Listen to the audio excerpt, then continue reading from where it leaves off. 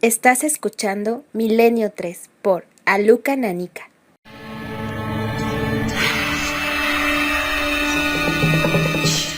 Bueno, pues era un viernes por la noche, sobre las 12 de la noche o así, y íbamos desde el Rincón de la Victoria en Málaga hacia Málaga Hospital. Íbamos por la autovía y al salir del túnel, ¿no? Era noche cerrada ya, os podéis imaginar. Pues yo miré hacia el andén derecho, del lado derecho, y vi una muchacha joven con algo sobre la cara, blanco. Entonces me asusté bastante y iba con una amiga, con Ana, y le dije, Ana, coño, ¿eso qué es? Y entonces ella pues también se acercó al espejo, miramos las dos y estaba ahí, ¿no? Estaba detrás nuestra, ya detrás del coche, y esa era una muchacha así como jovencita con una especie de tela blanca o algo así sobre la cara, ¿no? Y claro, pues me asusté bastante porque ya no era solo, no me lo había imaginado, ¿no? Sino que verdaderamente estaba ahí. Y nada, nosotros ya seguimos nuestro camino, las dos bastante asustadas, y pues nada, al seguir andando pues ya fue desapareciendo la figura hasta que desapareció completamente y ya la perdimos.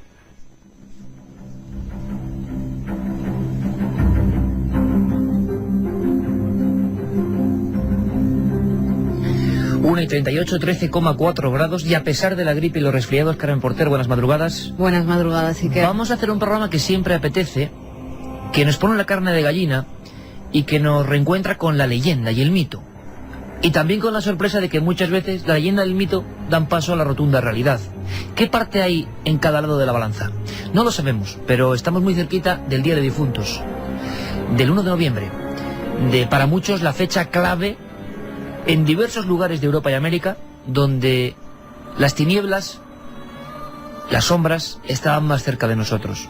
Por alguna razón que se nos escapa y que estudian los antropólogos, diversas culturas y tradiciones creyeron que esa fecha y no otra era la más propicia para rendir culto a los que se fueron hacia la otra orilla. Y desde hace siglos se nos han quedado historias, ritos, tradiciones que demuestran que la presencia desde Egipto, desde Mesopotamia, desde Etruria, siempre está ahí. Los que se marcharon y a veces dicen que pueden regresar, de forma casi siempre fugaz, y muchas veces hilados a un lugar. La tradición a este respecto es asombrosa y muy rica en nuestro país, en España. Las llamadas damas blancas. Parece mentira, pero nunca hemos hablado de ellas abiertamente en Milenio 3. Siempre una figura de origen femenino. Habrá alguna razón para ello. Y siempre un lugar, una especie de encadenamiento a un sitio por algo, por un porqué. A veces un crimen, una historia de amor. Leyendas preciosas, sí, que a estas horas de la madrugada y tan cerca del 1 de noviembre impacta escuchar. Empezamos sin más preámbulos, con la voz de nuestro guía particular entre las tinieblas, Carlos Barroso.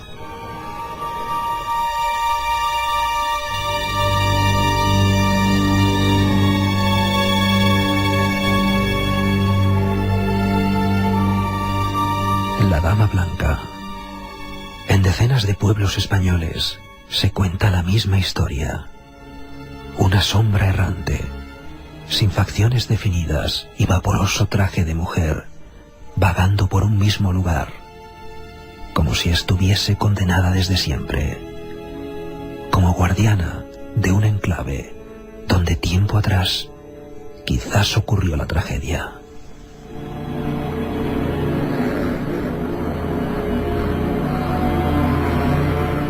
La antropología y la investigación periodística son diferentes caminos para explicar este fenómeno. Un fenómeno que en pleno siglo XXI sigue contándose no como mito o leyenda, sino como una rotunda realidad que en noches como esta es capaz de romper todos nuestros esquemas.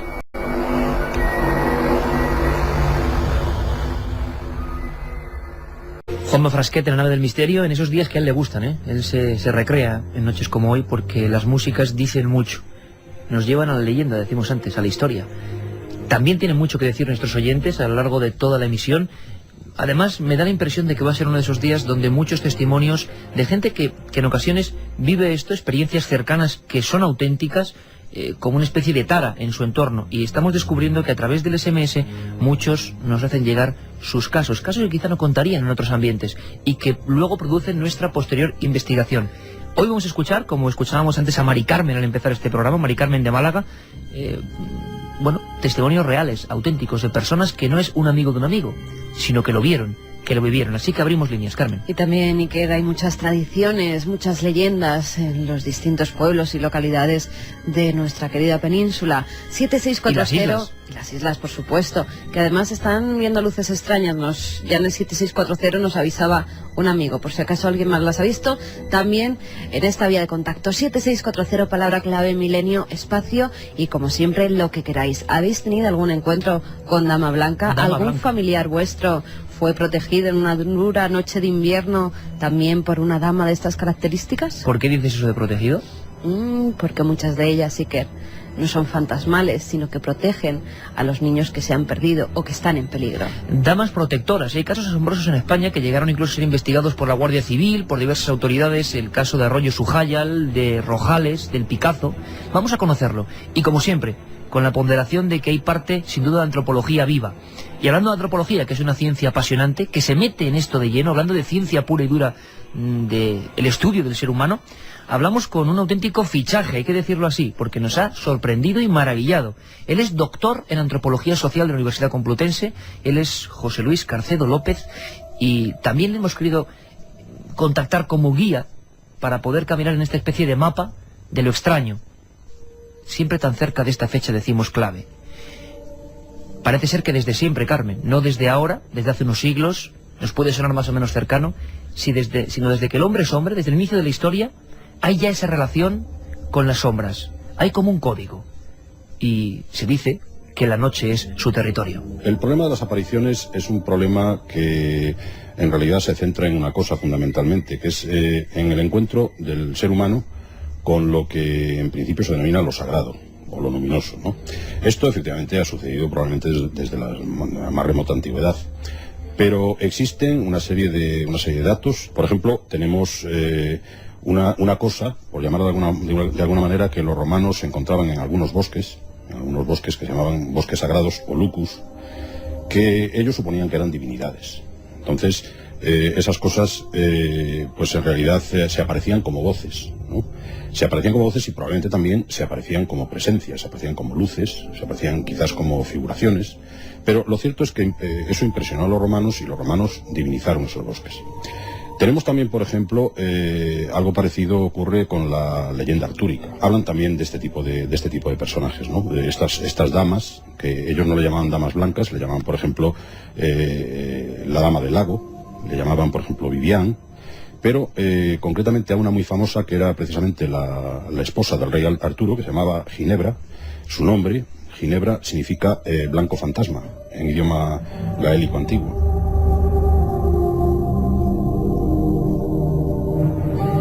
Doctor en antropología que se ha prestado y espero que sea en muchas ocasiones, a comentarnos lo que sabe esta ciencia tan amplia, un abanico tan amplio, sobre tradiciones que muchas veces la gente cree que es real. ¿Y cómo le quitas tú la idea a alguien que lo ha visto? Hubo una película en un sitio que yo conozco, porque casi en la niñez caminé por allí, Monfero, en Galicia, una especie de santuario abandonado, donde se rodó una película. Allí nos lo contaban, hace muchísimos años, creo que era de Armando de Osorio, no despertar el sueño o no turbar el sueño de los muertos, y aparecían por vez primera en el cine español unas figuras que luego se hicieron célebres en el fantaterror español. Eran unos caballeros templarios, igual mucha gente lo está recordando ahora, cuya cara era una calavera, y que rodaban en los exteriores de aquel lugar, aquella especie de monasterio, y pasaron muchas cosas. Lo curioso es que hemos seguido recibiendo durante diversas semanas testimonios de amigos de Milenio 3, de comentaristas, y en ese lugar preciso, personas como Isabel y su madre y su abuela habían visto eso, la dama de blanco. Pasaban de noche y solo tenían miedo en aquel sitio, una puente que le llamaban Pontella, que era muy tétrica, así una curva en el camino, bajaba un río. Y allí que la gente, yo que se veía una luz blanca, así como una figura blanca o algo así, que se sentía agobiada al pasar por allí, ¿no? Así con, no sé, con unas cosas raras. Y de tanto verlo, hablaron con un señor mayor que había allí en el pueblo, que ya murió, y que dijo que fuera allí, que la viera, y que la verdad que no saben lo que hizo, pero que nunca más volviera a verse era una luz blanca, que no tenía forma, no sé, era una cosa, sí, eso, la gente más mayor que ella, que la veía. Y dice, sí que se pasaba mal, además que se sentían raros, y que la gente mayor que sí la veía. Y es que la Galicia profunda, que resuena siempre en estos acordes, ha sido muy proclive a historias del mes de noviembre, finales ya de octubre, cuando la gente empieza a tener una especial emoción en torno al recuerdo de los difuntos, y muchas veces esto viene del mundo del paganismo, antes de la cristianización, la sensación de que también las ánimas pueden caminar por ahí. No sé qué estará contando ya la gente, Carmen. Pues nos están llegando mensajes al 7640, como el de un amigo que nos dice que en Cáceres son varios los casos de niños perdidos durante días que dicen haber sido ayudados a sobrevivir por mujeres vestidas de blanco. Qué interesante esa historia, esa especie no de adaptación morbosa o terrorífica, sino la mujer que custodia a un niño perdido. Hay documentos asombrosos que vais a conocer esta noche, de casos, repito, que salieron en la prensa. Algunos fueron contraportada de diarios nacionales, como el de la niña de Arroyo Sujayal, niños que debían estar ya muertos por el frío, ya en pleno invierno, y que lo único que recordaban con su poco vocabulario era una misteriosa dama de blanco, ¿no? Ahora nos dice que en Asturias tienen La Chana y 2 puntos con Chica de la Curva en Lugones y otro en Infanzón. Yo no la he visto, pero también tenemos La Huestía, muy vista por mi abuelo. La Huestía, que sería una especie de adaptación de procesión de ánimas de la Santa Compañía. O sea, no gallega. una figura de dama blanca, sino varias en hilera, ¿no? Otro de los grandes mitos, antropología en vivo en la España inmortal, ¿no? José nos dice que en Cacabelos, a las afueras de Ponferrada, hay una carretera en la que todas las noches, cuando pasas con el coche, se te cruza una niña vestida de blanco. En la carretera entre Benicarló y Calix se dice que una mujer aparece en una curva y avisa a los camioneros de que allí murió ella. Y fíjate, hay también el mensaje de Alfonso de Asturias, que dice que en su familia hubo varias personas que las ven poco antes de morir a los pies de la cama, y que en Irlanda hay toda una tradición que habla de las Banshee. Estos son damas vestidas de blanco que anuncian con sus lastimeros lamentos la muerte inminente de alguien, normalmente de un familiar. Los que han podido contemplarlas aseguran que son de gran belleza, largo pelo pelirrojo, ojos verdes y un vaporoso traje blanco que revolotea bajo sus invisibles pies. Para muchas familias irlandesas es una especie de ángel guardián que ayuda en el camino de la vida a sus más allegados, y cuando estos les llega a su última hora, pues va en busca de ellos para tranquilizarlos y ofrecerles esa blanca mano conciliadora mientras gime por ese alma que está pasando a la otra vida. Por cierto, muy cerquita de aquí, Carmen, tenemos un edificio bien curioso, ¿no? La Casa de las 7 Chimeneas, hoy edificio institucional, y que por lo menos en lo que fue el foro, se convirtió en el caso típico y arquetípico de dama blanca. En diversas ocasiones, periódicos de la época, antiquísimos, hablaban de las trifulcas montadas por diversos vecinos de este entorno, de este mismo casco viejo de Madrid, por una figura fantasmagórica. La casa tiene su historia, ¿no? Pues sí, que la Casa de las 7 Chimeneas, como bien decías, está ubicada muy cerca de la Gran Vía, entre las calles Infantas y la Plaza del Rey, muy cerquita de este edificio. Fue construida en el tiempo de Felipe II y se edificó hacia 1570 para Juan de Ledesma, que era secretario de Indias. Hay muchas leyendas en torno a este edificio, pero la más extendida es la que hace referencia a la aparición fantasmal de una mujer que se decía era Doña Elena, hija de un montero del rey Felipe II. O sea, esa sería la protagonista de El gran caso de Dama Blanca. Bueno, pues el cronista oficial de la villa, Ángel del Río, hizo un estudio asombroso y que recomendamos. Un periodista serio y recto como él, que se introdujo, porque estos temas enganchan, y cuando uno empieza a hurgar por los archivos acaba atrapado en su propia espiral. Afortunadamente, Duendes, fantasmas y casas encantadas de Madrid, de Ángel del Río, compañero en las labores radiofónicas, que se quedó prendado de la historia de la Casa de las 7 Chimeneas. Bueno, la historia tiene un comienzo romántico. Nos situamos en el siglo XVII, en la Casa de las 7 Chimeneas, en la Plaza del Rey. Curiosamente hoy sede del Ministerio de Educación. Entonces parte la historia románticamente de una joven Elena, hija de un caballero al servicio del rey, que se casa con el capitán Zapata. Al capitán Zapata le destinan pues a los tercios de Flandes y participa en la batalla de San Quintín, donde muere. Se encuentra un día pues el cadáver de Elena en su aposento. Quizá unos dicen que ha muerto por culpa del dolor que siente por la pérdida de su amante, de su marido en este caso, claro.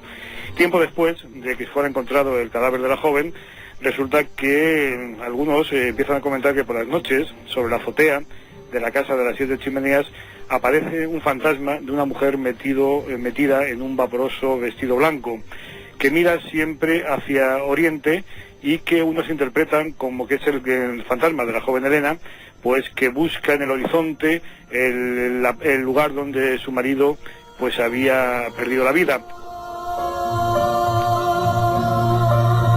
1:53, y además, como siempre, Carmen, una serie de actos muy parecidos, como una especie de repetición de un bucle que una y otra vez vuelve a ser visionado por otros, ¿no? Sí, una además, serie de signos, ¿no? Los testigos, Iker, casi siempre describían lo mismo en este caso de aparición de Dama Blanca. Era eso, una figura femenina vestida con blancos ropajes, con una antorcha en la mano la mayoría de las veces, y que se paseaba por los tejados de la casa de las 7 chimeneas. Además, la vieron ponerse de rodillas, darse golpes en el pecho, y a los pocos segundos, cuando la estaban contemplando, desaparecía, como que se esfumaba.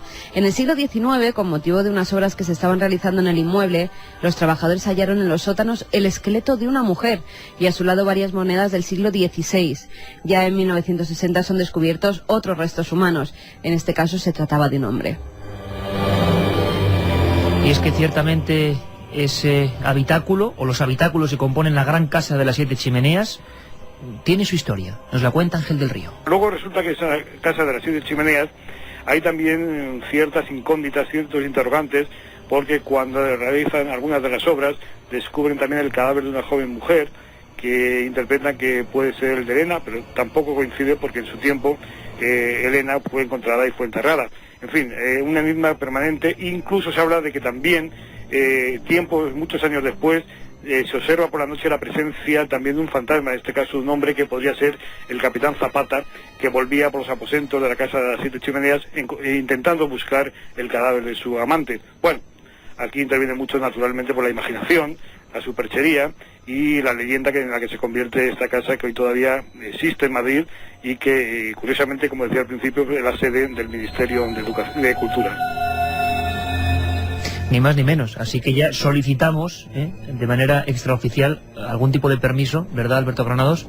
Nuestro compañero, que podíamos mandar la casa de las 7 chimeneas para que interviniese desde allí. Estaría muy bien, ¿eh? ¿Y si se le aparece la dama de blanco? Bueno, pues un gran documento, ¿no?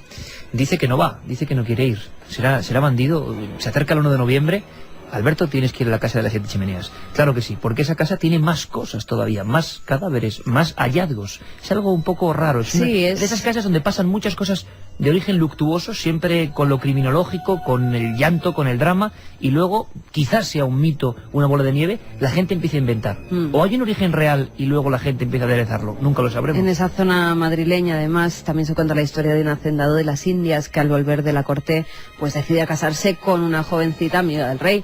Cuando termina la ceremonia, el novio corre a la alcoba en busca de su esposa, pero no halla esta por ninguna parte. La busca por toda la casa y la encuentra Iker muerta en el sótano del edificio con un puñal clavado en el pecho y las arras de la ceremonia esparcidas por el suelo. No quería a ese hombre como marido y se había suicidado. Desde entonces se dice que también esa dama, que iba vestida de blanco porque era el día de su boda, se aparece por los caminos, por las callejuelas del centro de Madrid. Por lo tanto, tenemos ya una iconografía muy clara. Escuchábamos al principio del programa, repito, a Mari Carmen, no tiene nada que ver con esta historia, o sí, una figura joven y una especie de tocado blanco tapándole la cara.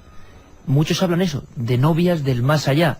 El mito nos dice eso, la leyenda nos dice eso, y sin embargo, hoy, como otras veces, estamos recibiendo testimonios de gente con nombres y apellidos, documentos y toda la racionalidad del mundo, que en un momento dado, sin quererlo, sin comerlo ni beberlo, se encontraron con este tipo de cosas. ¿Por qué ocurren? ¿Por qué pasan? Vamos a analizarlo profundamente en la segunda hora, donde además va a haber casos bastante dramáticos, hay que decirlo así, porque también los ha habido en todas partes de España, y no solo eso, esas historias de damas protectoras. Por cierto, se me olvida un personaje que va a intervenir en la segunda hora, un personaje al que yo le tengo un cariño entre comillas especial, porque me ha hecho pasar más de una pesadilla. Su lugar de operación es una base aérea militar en Badajoz, Talavera la Real. personas que cuentan, como en otras bases aéreas, que llegaron a suicidarse por la aparición de esto mismo que estamos contando, pero dentro del perímetro militar. La diferencia con lo que llaman caso de la Portuguesa es que motivó un informe del Ministerio de Defensa y del Ejército del Aire, un informe cuya segunda parte desapareció, donde estaban las conclusiones, por los tiroteos que unos soldados realizan la noche del 12 de noviembre de 1976. Soldados que dispararon a algo en el punto justo donde la leyenda contaba, el mito contaba, que se aparecía la Portuguesa, una gitana portuguesa atropellada y que muchos veían ya en los años 30, 40 o decían ver con un niño entre los brazos. Justo en ese lugar y no otro, junto a la verja o valla o tapia que pasa junto a la Nacional 5, 3 soldados que fueron luego ingresados, uno de ellos en coma, disparan contra esa figura y motivan esa investigación oficial. Eso será en la segunda hora. Milenio 3, Cadena Ser, con Iker Jiménez y todo su equipo. Pues todo el equipo estamos aquí, con un asunto que nos inquieta y nos seduce. Los casos muy cercanos, no hace falta irse lejos. Podemos cercar el entorno y darnos cuenta de que hay muchas historias, y algunas de ellas que motivaron, repito, investigaciones oficiales. Por cierto, Carmen, para un tema como este, un libro bastante interesante, Casas Encantadas, de nuestro compañero Francisco Contreras, que es la tercera entrega de esa colección de kiosco que, bueno, con tanta ilusión estamos ofreciendo a todos los amigos de Milenio 3 y a los que aún no nos conocen. Ya en el kiosco, ¿no, Carmen? Claro que sí, que la colección Enigmas sin resolver. Durante esta semana, hasta el jueves próximo, está el libro de Casas Encantadas de Francisco Contreras, que yo creo que algunos de estos casos de damas blancas han aparecido en ese libro también reflejados, como la de la Casa de las 7 Chimeneas. La historia también, Francisco se hizo eco de ella y fue a investigar qué pasaba con esas damas blancas. Casas Encantadas, 7,95 nada más el libro, con un CD en el que hay un programa inédito, con testimonios, Iker, inéditos también. Testimonios como los que vamos a escuchar esta noche. Os dejamos con las noticias, luego volvemos.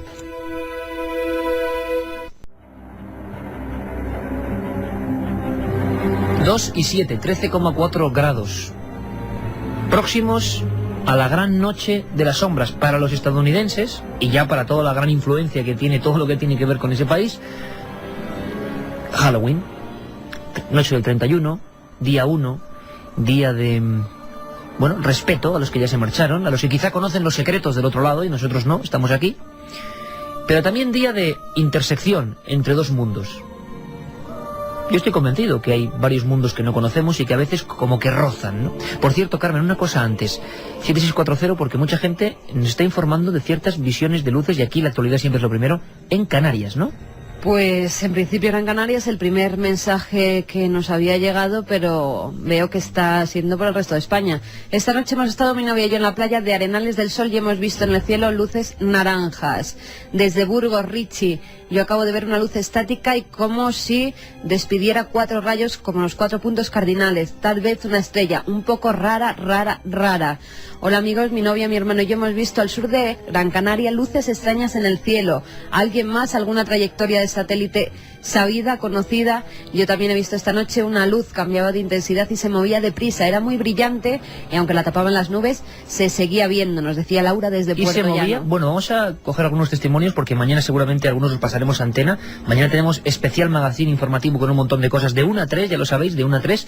Me comenta Alberto Granados, nuestro compañero, que, cuidado, un dato muy interesante y muy lógico. Estamos con una aproximación de Marte grandísima, lo que llaman oposición, algunos llamaban Bienal de Marte, acercamiento de ese planeta mágico y misterioso, que mañana también vamos a conocer un poquito, a la Tierra. Entonces, claro, la observación es prodigiosa, el fulgor es tremendo, así que quizá podemos estar confundiendo ese fenómeno. Es curioso también porque nosotros no hemos informado en ningún momento de que se estaban viendo luces, sino que los mensajes se han ido llegando. Vamos a ver si hay otro tipo de avistamientos o otro tipo de cosas más interesantes en el sentido de no una luz estática, porque seguramente, siendo lógicos, pues puede ser una buena observación por condiciones climáticas del planeta Marte, que está más cerca de nosotros que nunca. ¿Hablamos de ánimas o no hablamos de ánimas? Nos decía antes el antropólogo, el doctor en antropología social, José Luis Cardedo López, que, bueno, son los miembros de la Iglesia, de alguna manera, los que cristianizan un montón de lugares donde se hacían antiguos cultos. Fíjate qué curioso, Carmen, porque determinadas personas, pueblos, por ejemplo los celtas, sabían muy bien que había entornos que eran sagrados, los romanos, Y ahí aparecían cosas, o creían que había una fuerza telúrica, vamos a llamarlo así. Ahí muchas veces se enterraba a los muertos. ¿Por qué cuando hay prospecciones arqueológicas vemos que diferentes pueblos que no tenían nada que ver entre sí ordenaban enterrar a los suyos en un mismo lugar? Eso no es casual. Lugares sagrados. Bueno, parece ser que eran otras cosas hasta que la Iglesia lo transformó en una visión muy adecuada a sus creencias, pero también muy dramática. Ánimas del purgatorio. Existen realmente. Para la fe eclesiástica están ahí. Y en algunos casos quizá pueden aparecerse. Es decir, en el momento en que la Iglesia católica, vamos, la Iglesia cristiana, coge todas estas supervivencias y las arropa o las sumerge dentro de su religión, dentro de lo que es el cristianismo, empiezan a aparecer también los rituales de protección, porque empiezan a considerarse como cosas malas, como cosas que son peligrosas. A lo mejor nuestros más remotos antecesores se dedicaron simplemente a divinizarlas. Divinizaron, a partir de esas apariciones, divinizaron ríos, divinizaron montes, etc. Pero en cuanto el cristianismo empezó a considerarlas como apariciones del demonio, o apariciones peligrosas, entonces hubo necesidad de protegerse.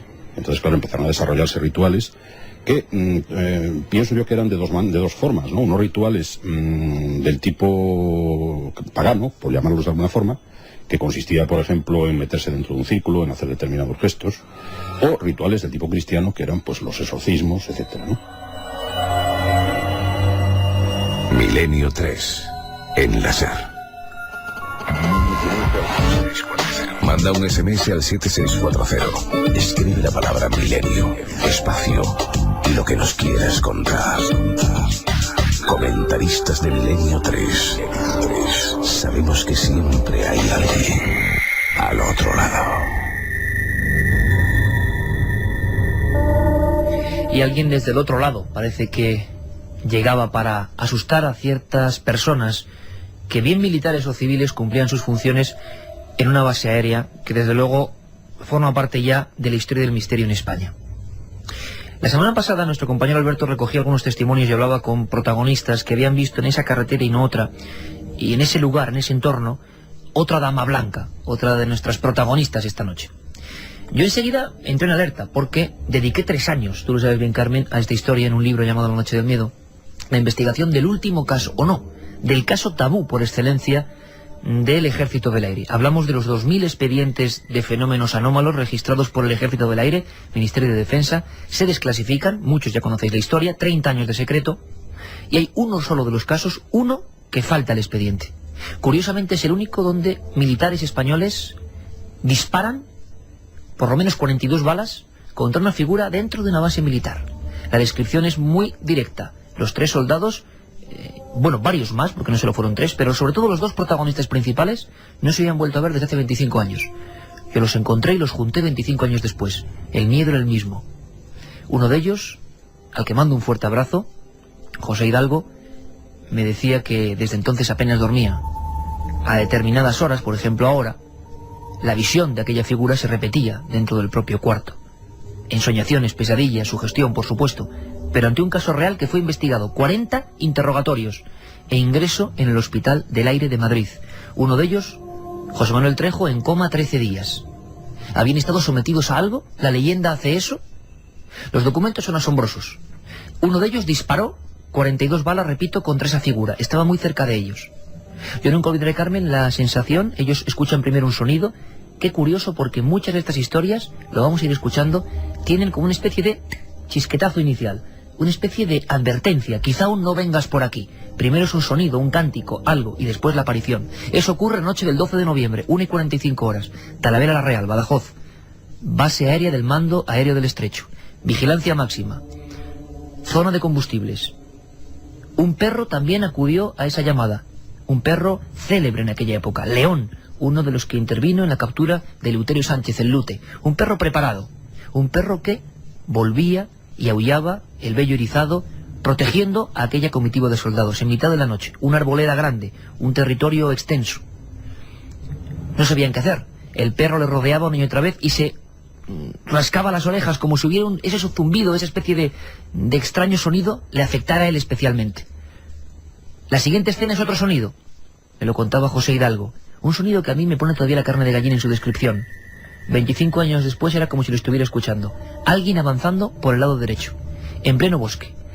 alguien muy grande, muy pesado, dando grandes zancadas, y con la sensación de que llevaba un hacha o que con una gran tijera iba cortando las ramas. La siguiente escena es la aparición.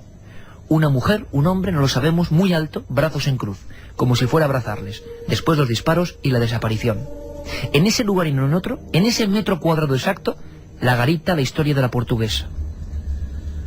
La semana pasada, diversas personas que viven o pasan cerca de esa carretera, como Joaquín, nos contaban la historia.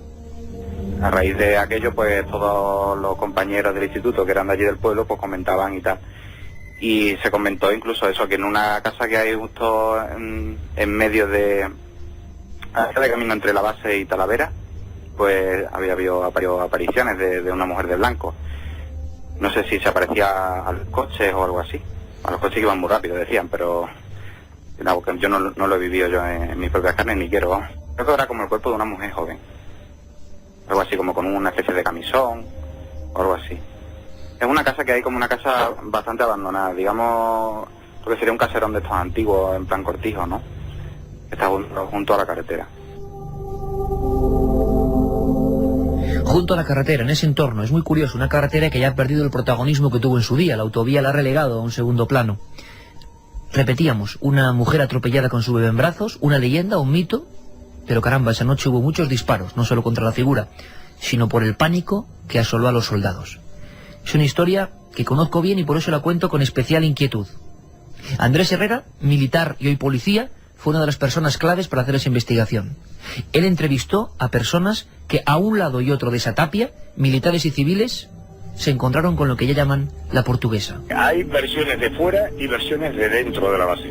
Hay versiones de personas que han pasado por esa zona de la base aérea de Talavera, de la antigua Nacional Quinta, que va de Madrid a Badajoz, en el sentido de que, bueno, se encontraban con una figura fantasmal, habitualmente vestida de blanco, con una especie de vestido largo hasta los tobillos, sin mucha definición. Eso por lo que respecta a los conductores. Pero por lo que respecta a los soldados de la base, que incluso algunos que han llegado incluso a disparar a la figura por puro miedo, y nos consta de forma fehaciente que lo han hecho, esta figura ha llegado incluso a la tapia de la base, y digo atravesar en sentido literal, desde la carretera hasta el interior de la base, y una vez dentro ha desaparecido. Militar y policía avezado en 1000 investigaciones, nuestro compañero Andrés Herrera, que anotó en su cuaderno, con informes precisos, decenas de este tipo de sucesos. ¿Cuáles pertenecen a la imaginación y cuáles realmente han marcado vidas? Desde luego las de esos soldados marcadas para siempre. No es el único caso, ha habido diversas garitas, como esta de la base aérea de Talavera la Real, que tienen su historia. Recuerdo ahora el caso de Cerler, que investigó nuestro compañero Ángel Briongos, donde muchos soldados hubo un alud de nieve, si no me equivoco 9 víctimas, cuerpos que estuvieron muchos días en una de las estancias, y luego la visión de figuras muy parecidas a las que estamos hablando. En ese libro que antes comentábamos, La Noche del Miedo, recreábamos la grabación de uno de los soldados que nos contaba cómo alguien se había pegado un tiro en la boca después, en la garita, después de ver a esa dama de blanco. Así cuenta la transcripción exacta de esa cinta nuestro compañero Carlos Barroso.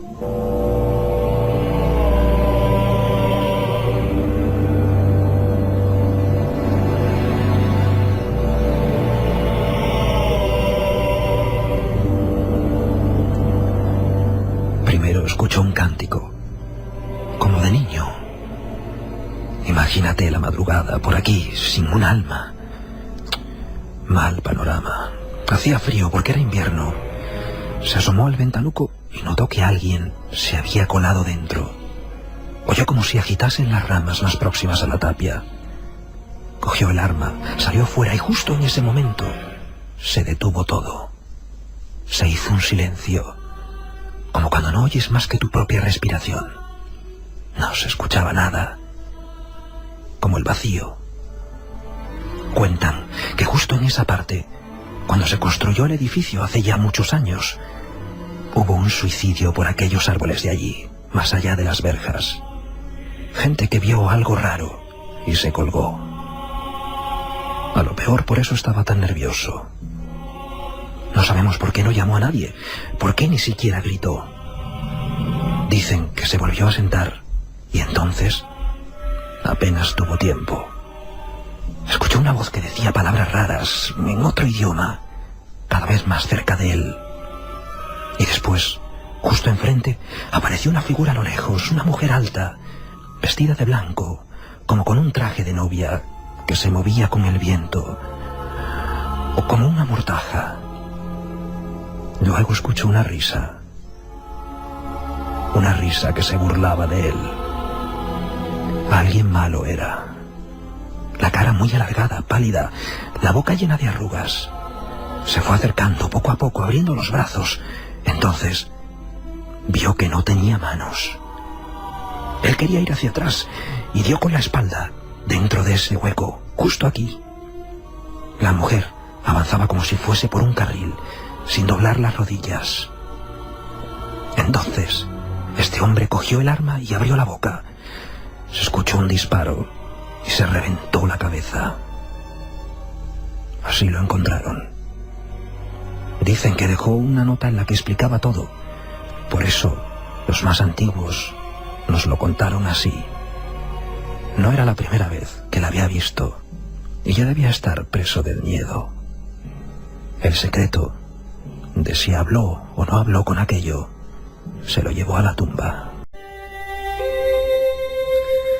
Muchas damas de blanco se pasean por nuestras carreteras, por nuestros pueblos, incluso por las habitaciones de algunos comentaristas de Milenio 3. En el pasado, la noche del 31, se solía preparar las camas. Se decía que los difuntos regresaban y dormían en ellas. Una mujer de blanco me hizo autostop, pasé de largo y 5 kilómetros más adelante la volví a ver. Yo os puedo asegurar que en el Museo Reina Sofía se ha podido ver una mujer con hábito pasear por el patio, ya que yo la he visto cuando trabajaba allí. De Fuentesauco a Aldeasoña, en Segovia, vimos una mujer con un vestido blanco por el arcén por la noche. Tengo dudas sobre si era real o fantasma, nos dice Carlos.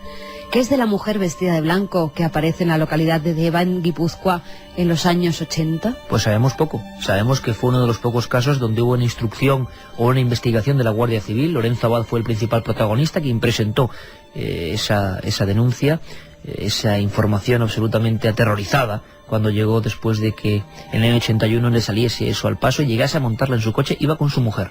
No sabemos nada más. Soy Sergio, un camionero que hace la ruta de los mercados de Levante desde Barcelona hasta Alicante. Si veo algo os aviso, me tenéis con los ojos como platos. En Cantabria tenemos a la Anjana, que en la mitología cántabra es como una dama blanca protectora para los que se pierden por los montes. Esto nos lo decía un amigo vigilante. Soy José de Alumitrán. Mi compañero Jaro está muerto de miedo porque experimentó la visión de una dama blanca hace mucho tiempo. Noche de lluvia, noche de historias fantasmales, la hora bruja, un cóctel perfecto dentro de las tinieblas. Saludos a todo el equipo de Milenio 3, nos decía Martín H. desde Torrent, pues Valencia. Saludos para Martín H. y para todos los comentaristas de Milenio 3. Mi madre me contó que cuando se aparece 3 veces una dama de blanco avisa de que la muerte se siente, de que llega un familiar cercano. Escalofríos. Ella la vio antes de morir mi padre. Tengo los pelos de punta. Ahora mismo estoy pasando por la carretera de Benicarló, a la que antes hacía referencia otro amigo, que allí había una aparición. Nos lo decía esto Alex desde Villarreal. Bueno, es que es la carretera que creo que va hacia lo que contábamos de los alfaques. Aquella historia tremenda de los niños en la carretera, ¿eh? José desde Palma nos dice que él habló con una y que le dijo que su padre moriría, y así pasó. Una noche de acampada en el Medano vimos un grupo de figuras de blanco en fila. Al llegar al mar desaparecieron. No es leyenda, lo vi, nos dice John desde Tenerife. En la carretera de Rascafría al puerto de Coto se aparece la dama blanca en la curva de las Nieves, en una fecha y hora concretas. Esto nos lo decía Alberto desde Madrid. Carmen, está claro que vuelve a tocar la fibra sensible este asunto, que nos ponemos a investigar esta semana, que nos ponemos a hablar con amigos de Milenio 3, que cada vez por fortuna somos más, y yo creo que hay que volver a escuchar testimonios como los que nos están llegando. Cuando tocas determinados temas te das cuenta de que algo está pasando.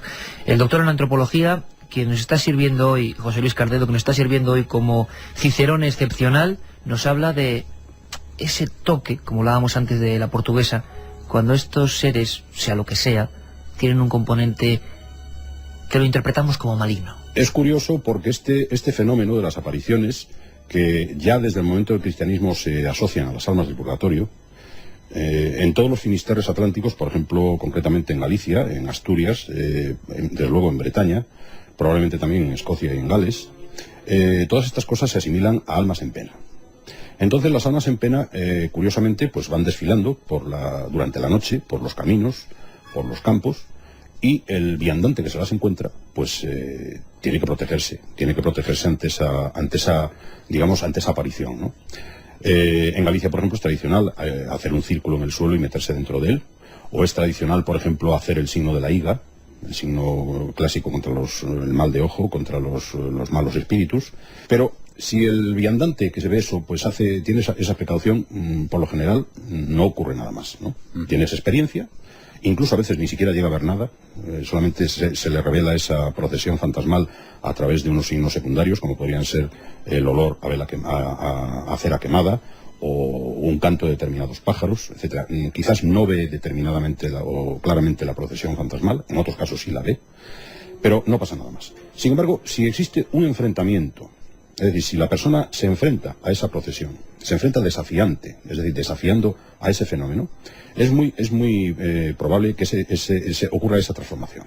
Es decir, que la procesión, que en principio era pacífica, se transforme en un cortejo de demonios, que se lo lleven directamente al infierno.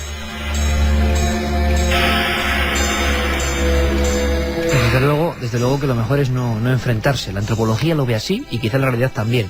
La semana pasada hablábamos con un compañero, Lorenzo Fernández, director de la revista Enigmas. Con él abríamos la llave de lo que sería el lado más oscuro.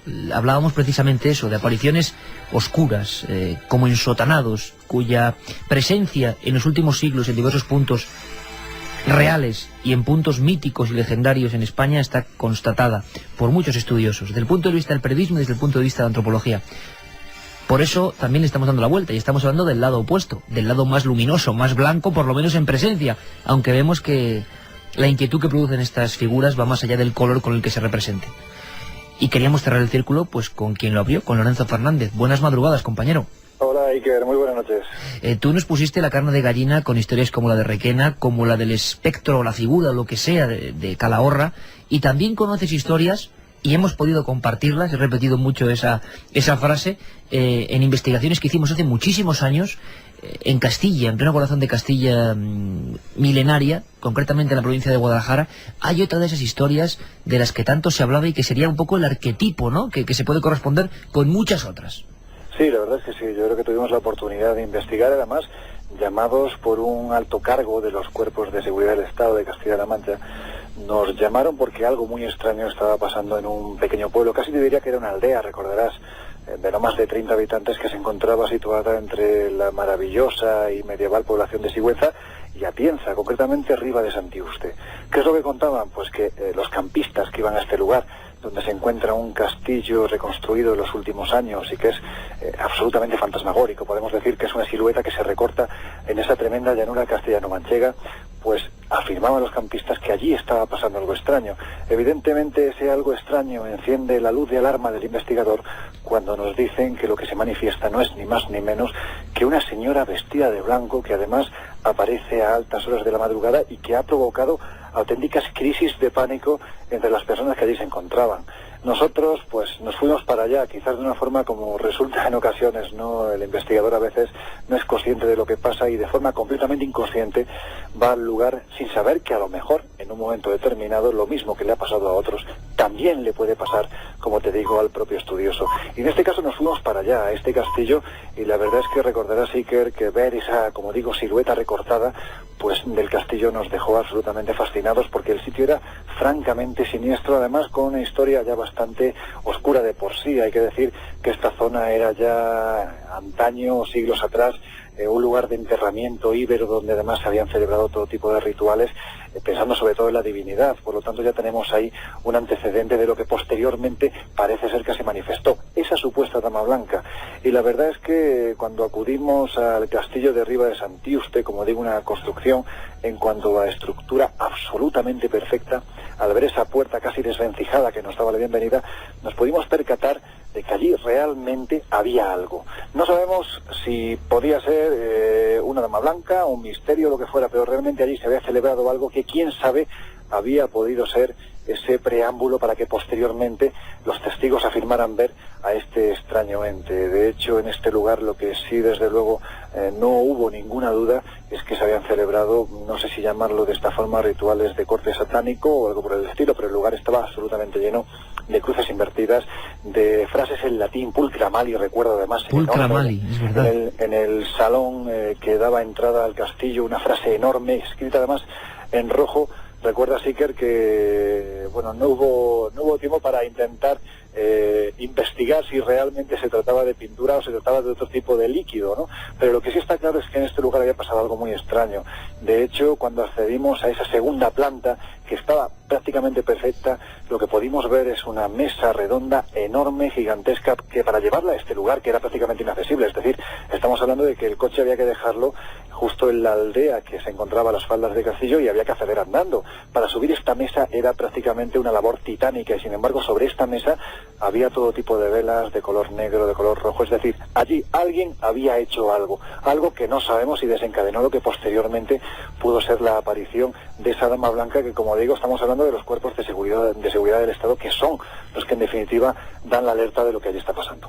Pues Lorenzo, te voy a contar un pequeño secreto, con permiso de nuestro jefe Mariano Revilla, porque él nos lo contó y espero que podamos reinvestigarlo y contamos contigo, por supuesto. Imagínate mi sorpresa, y aquí abrimos además especialmente el 7640 porque sé que hay gente que ha vivido cosas y, como decía Lorenzo, a nosotros nos avisaron altos mandatarios gubernamentales de Castilla-La Mancha. Pues fíjate, Lorenzo, hacia el año 79, si no me equivoco, el equipo de Medianoche, ahí es nada, de Antonio José Ales, se desplaza con Mariano Revilla y José Luis Velasco, que nos dejó, nuestro compañero que nos dejó desgraciadamente hace unas semanas, y se desplazaron allí porque estaban convencidos, o les pasó algo parecido, les habían avisado de que esa dama blanca aparecía y hacía siempre el mismo recorrido. Y te puedo contar, y quizá estoy saltando un secreto, pero te puedo contar que ese equipo se encontró por vez primera con el misterio, que los volumétricos que hacían, digamos, de alarma permanente en diferentes sitios empezaron a saltar sin que nadie pasase en diferentes puntos y haciendo el mismo recorrido sin que hubiese ninguna rata, ningún animal, y aquel equipo volvió aterrorizado.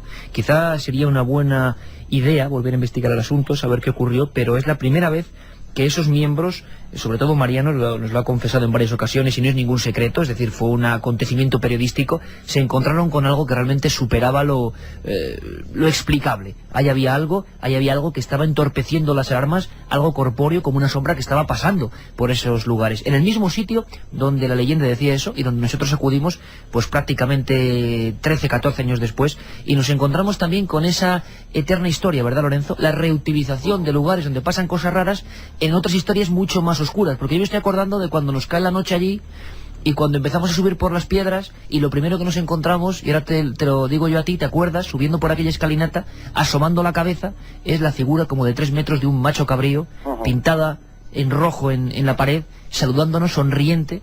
¿Por qué? Siempre ocurre, ¿no? Es decir, lugares de leyenda, reutilización a veces bastante macabra, ¿no? Sí, además recuerda, Iker, que ese macho cabrío o lo que fuera, desde luego lo que está claro es que era una representación muy viva del diablo. Tenía una especie de bocadillo, lo que podemos llamar en los cómics, seguramente los oyentes de Milenio 3 lo habrán visto, donde aparecen letras. En este caso lo que aparecían eran nombres, es decir, es como si se estuviera celebrando algún tipo de ritual. Y recuerda también, Iker, que en el pasillo que accedía a esta segunda planta, un pasillo empedrado, bastante largo además, había una cripta a la que se le había quitado esa puerta, ¿no?, que podía dar acceso a ella, es decir, estaba prácticamente al aire libre y si uno no se daba cuenta podía caer dentro de la cripta. ¿Recuerdas que entramos en este lugar que no tenía ninguna salida salvo por la que nosotros estábamos accediendo? Y aquello fue una imagen absolutamente dantesca. Allí había lo que son pentáculos, es decir, estrellas de 5 puntas, había frases de todo tipo, había cruces invertidas y había frases, por ejemplo, una que a mí jamás se me olvidará, gigantesca, que decía malignum. Es decir, allí desde luego no se había hecho nada positivo. Y ya que estamos puestos, Iker, confesión por confesión con respecto a tus oyentes, ¿no? Recuerda, y sé que no te va a molestar que lo cuente, recuerda que en la segunda ocasión que fuimos a este lugar en compañía de buenos amigos como Miguel y Bernardo Rivadelarde, dos fantásticos diseñadores, cuando acudimos a este lugar, en el momento en el que bajábamos de esa segunda planta donde estaba la mesa con las velas, con las pinturas del macho cabrío, con los nombres, es decir, ese lugar tan dantesco, cuando bajábamos por las escaleras y accedimos a ese pasillo tan largo, recuerda que no tuvimos más remedio, casi ya con la noche cubriendo el castillo, que salir corriendo por este pasillo, porque en aquel momento nosotros notamos perfectamente cómo en la planta superior, cuyo suelo era de madera, unos pasos muy acelerados venían precisamente hacia la posición en la que nosotros nos encontramos. Yo no sé qué demonios era aquello, no quiero pensar precisamente que se trataba de eso, pero desde luego en ese castillo la única puerta de acceso era por la que nosotros habíamos entrado, y en aquel lugar, salvo los 4 que estábamos en ese instante, no había nadie más. Lorenzo, volveremos. Un abrazo muy fuerte, amigo. Un abrazo, Iker, hasta pronto. Milenio 3, con Iker Jiménez y todo su equipo.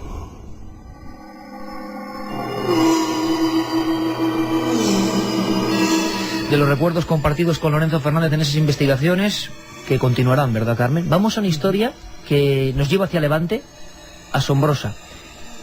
Rojales es el lugar. Vamos a hablar ya de damas protectoras. Vamos a darle un giro a esta historia. Ya no solo es el temor que nos infunden, sino que a veces parece que salvan a personas. Eso dice la leyenda, la tradición y a veces la investigación pura y dura. En Rojales ocurrió algo muy raro que ahora nos va a contar Carmen. La presencia, lo que hablamos, nada es casual, en ese entorno de damas protectoras. Y después, la gente lo interpreta a su manera. Por ejemplo, la Virgen, una figura blanquecina que va a ser en cierto entorno, la Virgen. Esto ocurrió en los años 30, ¿verdad, Carmen? La aparición multitudinaria. En 1936, en la Semana Santa de la Guerra Civil. Dicen que es la aparición en España más multitudinaria, en una sola aparición. Todo un pueblo logra ver lo mismo. Además, la que más tiempo se mantiene, que era una de las apariciones marianas, si es que era mariana, que más tiempo se mantiene y que más testigos tiene a la vez, junto con una de Egipto, la de Zeitún, la de la iglesia de Zeitún. Bueno, pues Rojales, Alicante, quizá muchos amigos no conozcan esta historia, una historia que se puede resumir en estas voces. Yo tenía 12 años, pero me acuerdo perfectamente porque pasó enfrente de mi casa. Apareció la Virgen del Rosario, todos los detalles, el rosario, el niño, la corona, todo perfectamente como estaba la iglesia. Y la había visto yo solo, pero como la vimos 400 o 500 personas que éramos ahí, que había todo el pueblo. Estaba preciosa, era una preciosidad. Era la Virgen cuando sale en la fiesta arriba del carro igual. Mandaron a apagar las luces de la sombra de la feria. Y la Virgen, cuanto menos luz había, más resplandecía en el árbol. A pesar de cortar el árbol, la Virgen se sostenía. Y empezó a ascender para arriba, hasta que se perdió. Como la queremos tanto a la Virgen del Rosario, todo lo que hace son milagros. 2:39, siempre en directo, por cierto, mañana no lo podéis olvidar, de 1 a 3, Milenio 3 especial. Me comentaba el Alberto que, igual que el caso del Zeitún, se llegaron a apagar las luces para ver si eso era real. No se llegó a fotografiar como en el Zeitún. Año 36, Rojales, Alicante. Y como repetimos, en los lugares donde pasan cosas, uno hurga en los archivos y han pasado otras cosas. Casi tan sorprendentes o más como aquellas apariciones de las que no supimos nada. La gente interpretó como la Virgen, aquello pasó, pero es que antes se habían ocurrido cosas más asombrosas.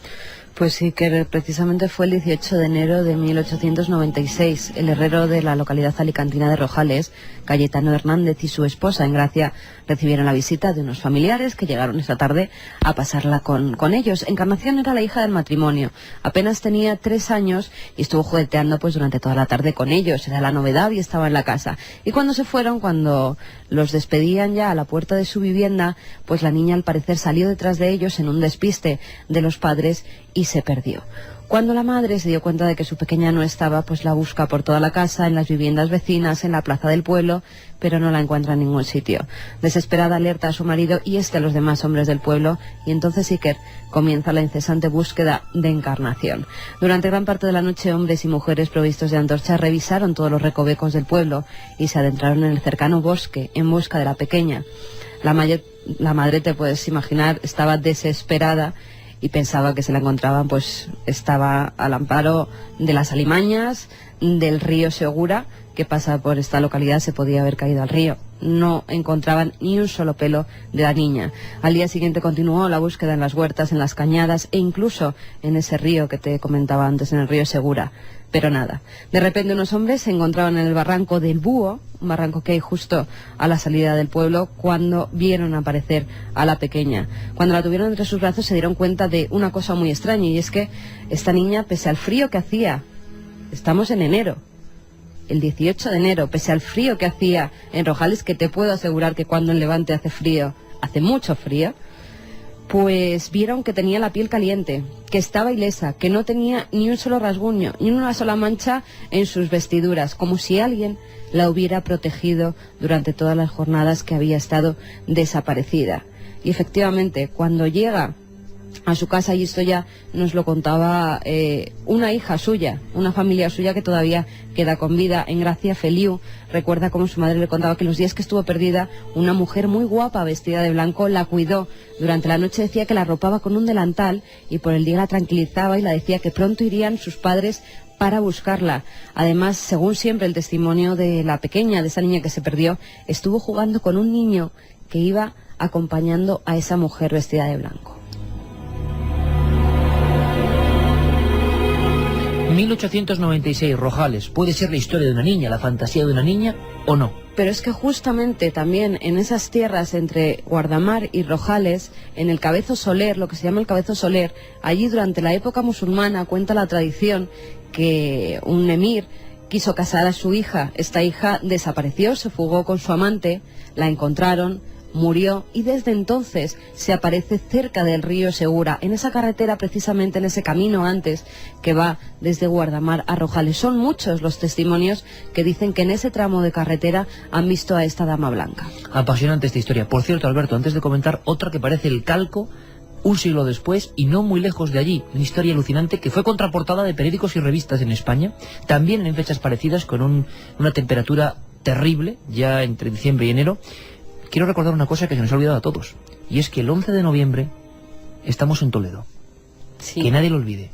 11 de noviembre, Toledo, que la gente se ponga en contacto con Cadena Ser Toledo. Ya está enviado el mensaje. Cadena Ser Toledo, 1.200 personas el año pasado, en la iglesia observándonos y disfrutando todos. 11 de noviembre en Toledo, iremos informando también en ikerjimenez.com, en la web, de ese encuentro con todos los amigos. Tenemos ya ganas, Alberto, va a ser tu debut, ¿eh? Sí, la verdad es que también tengo ganas yo de estar con el público de Milenio 3. Es una energía impresionante lo que vamos a recibir. Positiva, además, siempre. No, siempre positiva. Tan positiva como lo que le ocurrió, si no recuerdo mal, puede ser Antonia Tamayo. Efectivamente, es un caso muy parecido al que nos ha contado Carmen. Hablamos de Arroyo Sujayal, una pequeña aldea situada en Albacete, y nos ubicamos en el año 1979, concretamente una tarde del 29 de diciembre. Una pequeña de 4 años, llamada Antonia Tamayo, como tú bien decías, desaparece en los montes cercanos a su aldea en un descuido de su madre. Ese día la temperatura en la Sierra de Albacete era de unos 0 grados y la familia preocupada pide ayuda de inmediato a la Guardia Civil. La Benemérita, ayudada por la familia, por voluntarios del pueblo y por perros, comienza una búsqueda infructuosa de 3 días, hasta que a las 2:30 del mediodía del 1 de enero aparece la niña en perfecta forma física, sucia, pero sin mostrar ningún síntoma de congelación, desnutrición o deshidratación. Trasladada al hospital para su reconocimiento y a preguntas de una enfermera, la primera explicación que da la pequeña Antonia es que una señora muy guapa, muy rubia y que llevaba un manto venía todas las noches y me daba de beber. No me decía nada, solo me daba de beber y me tapaba con su manto, que me daba mucho calor. También, dijo la pequeña, pasé mucho frío y hambre, pero la señora me cuidaba por las noches y no se separaba de mi lado. Y como bien decías, este hecho fue reflejado por los periódicos de la época, y además por revistas que estaban muy de actualidad, como Hola o Por Semana. Con la contraportada, y la niña Antonita Tamayo Beteta, lo recuerdo perfectamente, ingresada en el hospital, en la cama, y por asombro increíble, los médicos no encontraban síntomas de desnutrición, de congelación. Estamos hablando de la Sierra de Alcaraz. En esas fechas, una niña perdida 4 días. Vamos, seguir con vida me parece asombroso. ¿Quién estuvo cuidando a estas personas? ¿Por qué en esa zona, Albacete, Alicante, sobre todo, han ocurrido estos testimonios? Y es más, también cerca de todo esto, y es que yo creo que nada es casual, Alicante, Albacete, Cuenca sería el siguiente lugar, y en el resto de España tampoco conocemos muchos más casos, solo aquí. La dama protectora del Picazo, en Cuenca, Carmen. Sí, este es un caso que ocurre el 31 de diciembre de 1943. Además, si te das cuenta, también siempre son fechas en las que hace frío, diciembre, enero. Fechas en las que hace mucho frío y se pierden normalmente niños pequeños. A Trinidad Collado Pastor, que contaba en esa época con 7 años de edad, su madre la envía a la panadería en busca de una hogaza con la que acompañar la cena de aquella noche. Cuando volvía hacia su casa, se perdió la niña. Pronto todo el pueblo alarmado comienza a buscarla. Según recuerda ella misma, y además este testimonio lo recogen Jesús Callejo y Javier Sierra. En un libro excepcional, La España en La Estralla. España Estralla, efectivamente. Ellos pueden hablar con la principal protagonista, con Trinidad, y según recuerda la mujer, en la noche en la que estuvo desaparecida lo primero que contempla es un resplandor muy grande. Luego una dama con un vestido blanco azulado que la acompaña a una choza cercana. Allí se refugia toda la noche el intenso frío de aquel día, que además coincidía, era fin de año. Toda la noche durmió plácidamente y recuerda que una voz de mujer la despierta por la mañana diciendo: hoy hay sol, vete al sol, que va a pasar alguien. Y efectivamente, Iker, a los pocos minutos, un hombre que pasaba por allí del pueblo reconoce a la niña que se había perdido y que todos estaban buscando, y la lleva a casa de sus padres.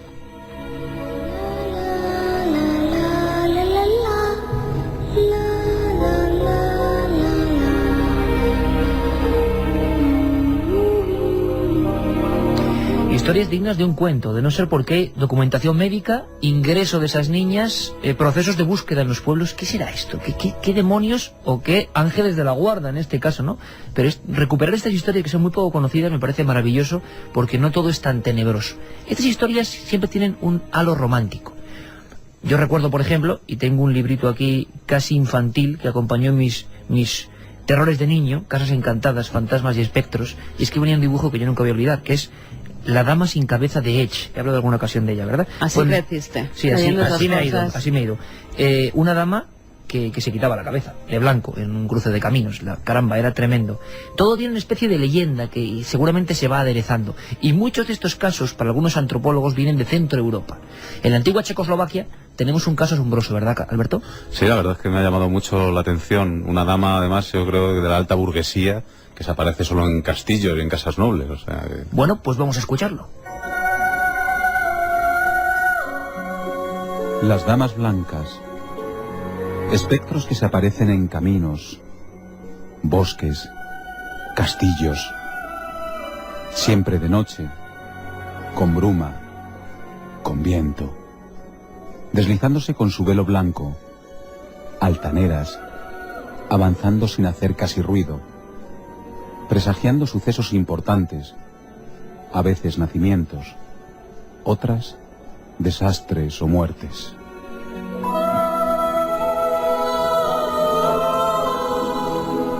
Y entre ellas destaca una, Berta de Rothberg, una mujer nacida en 1429 en Checoslovaquia y que con 20 años se casó a instancias de su padre con Jan Lichtenstein, un aristócrata viudo que poseía extensas propiedades en Moravia y Austria.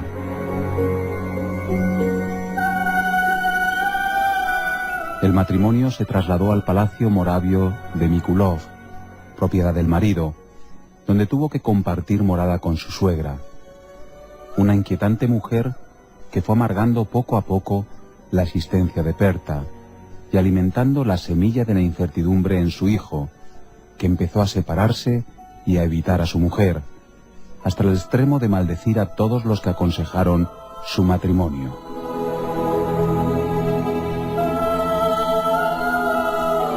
Poco a poco fue complicándose la vida de doña Pezta. Empezó a sufrir humillaciones, burlas e incluso calamidades que la llevaron a pedir compasión a sus familiares y a escaparse del palacio pidiéndole por escrito a su marido la libertad. Lichtenstein se enfureció de tal manera que cayó muerto, fulminado por apoplejía. Doña Berta, que era una mujer muy sensible, comenzó a sentirse desdichada y empezó a tener remordimientos de conciencia por no haber perdonado en vida a su marido. Murió 2 años después y cuenta la leyenda que se convirtió, después de su fallecimiento, en el fantasma de la Dama de Blanco.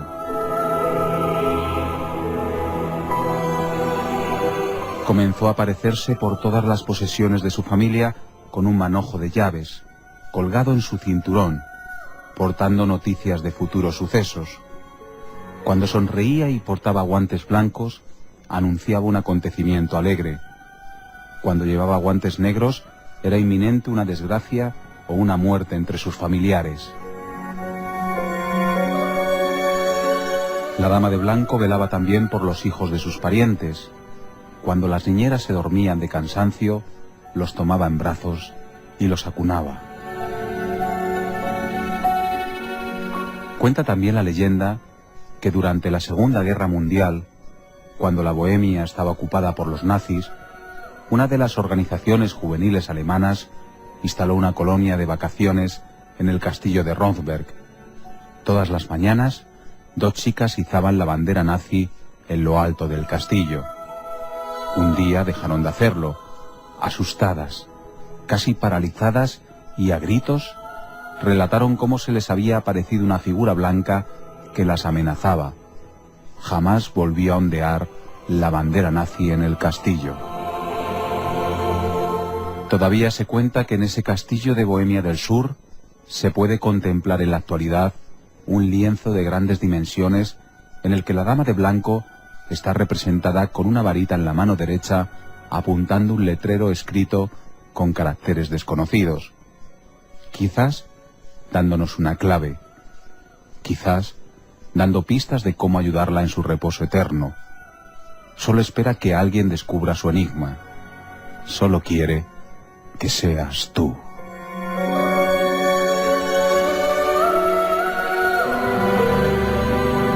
Milenio 3, Iker Jiménez, en la SER. 2:52, nuestro compañero Alberto Granado realmente sintiendo la historia, metido en la historia. ¿Verdad? Sí, metido en la historia realmente, como a él le gusta.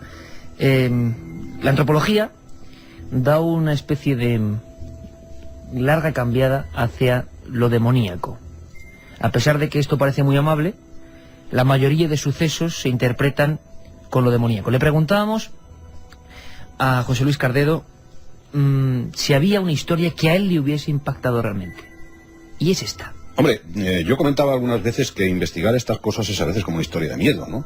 Porque en realidad, claro, estamos hablando de cosas que quizás para los que estudiamos esto son importantes, porque evidentemente nos interesan, pero son mucho más importantes para las personas que los hayan sufrido, ¿no? Yo he conocido en mi familia, o en la familia de... Yo soy gallego, en la familia de mis tíos, que vivían en una aldea pues a 10 kilómetros de Lugo, cuando no había electricidad, cuando las noches eran terriblemente oscuras.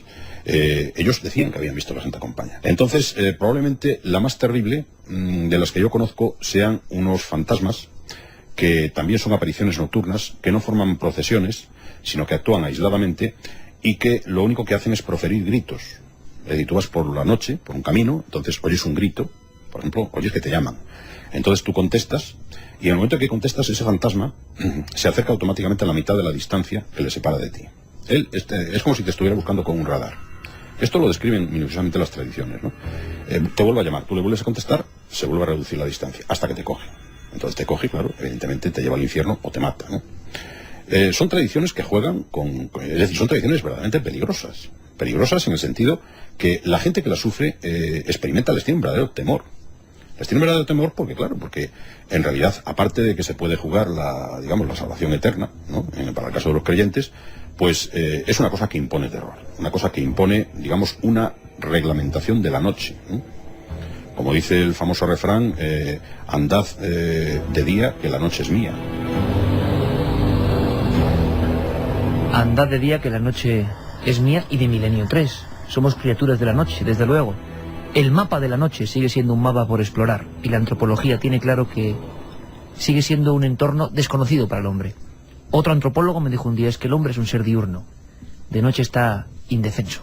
Es decir, que estas tradiciones lo que están reflejando es una realidad de algo que seguramente está recorriendo la noche de todos estos finisterres atlánticos, y quizás en otros lugares del mundo ocurran también este tipo de cosas, se conserven este tipo de tradiciones, y que los seres humanos pues han tratado de racionalizarlos después de la cristianización, asignándolos a almas que están en una fase de no condena o están en el purgatorio, o de almas decididamente condenadas ya, ¿no? Estos fenómenos dividen el día y la noche. El día para la cultura, para los seres humanos, para el desarrollo de las actividades vitales o vivenciales de la gente, la noche para los espíritus, ¿no? Es una duplicidad que a los antropólogos vemos muchas veces en la cultura. Es decir, la tierra y el mar, por ejemplo, ¿no? La noche y el día. Es decir, lo que es la cultura y lo que es esa parte incontrolada del universo, ¿no? En la que el hombre no tiene, o el ser humano no tiene control, o tiene muy poco control sobre él, ¿no? Y yo creo que esto es lo verdaderamente terrible de estas cosas. De verdad que ha sido un placer este recorrido desde el punto de vista antropológico tan vivido, ¿no? Tan intenso. Y esperamos... Nosotros desde el punto de vista antropológico debemos ser espíritus porque somos animales nocturnos. Y los comentaristas de Milenio 3 en el 7640, ¿qué son? También espíritus. Lo están demostrando porque la cantidad de casos es asombrosa. Sí. Nuevas informaciones que iremos, por supuesto, investigando. Nos vamos hasta Burgos, en Cernehuela, que lo llaman el pueblo de las brujas por una leyenda. Hay una curva con supuesta dama blanca. Otro amigo que nos dice, yo la vi clarísimamente en Viana de Cega, en Valladolid. La tranquilidad en esos momentos es total. Una amiga, La Monse, tranquilidad del que la ve, de sí. quien la ve. Curioso. O del entorno, no nos lo aclara mucho.